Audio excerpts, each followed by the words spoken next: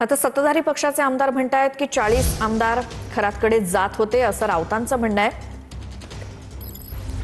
40 आमदार खरातच्या पायाचं तीर्थ प्यायला जात होते अशी टीका संजय राऊतांनी आज केली आहे। तर खरात पंचमहाभूतांपैकी एक असावा, त्यामुळे सगळीकडे त्याचा वावर होता असं राऊत म्हणालेत।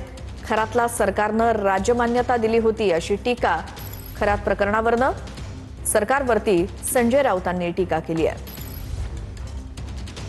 स्वतः दीपक केसरकर म्हणतात मीच का 40 आमदार तिथे जात होते।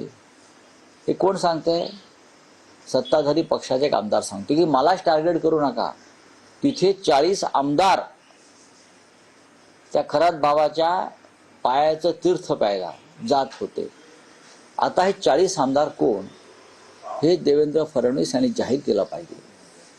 तिथे जाणारे मंत्री कोण हे त्यांनी जाहीर केलं पाहिजे।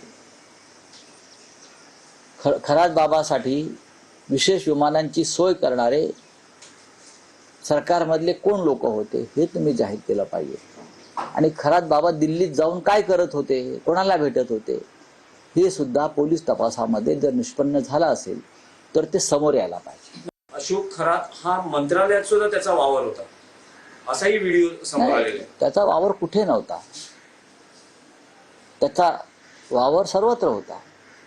बहुतेक तो पंचमहाभूतापैकी एक असावा अशा पद्धतीने त्याचा वावर होता। अशा जणू काही त्याला सरकारनं राजमान्यता दिली होती। लोकमान्यता होती का मला माहित नाही, पण त्याला राजमान्यता दिली होती। आणि राजमान्यता देणारे लोक आजही फडणवीस यांच्या मंत्रिमंडळामध्ये आहेत। फडणवीस यांनी त्याच्या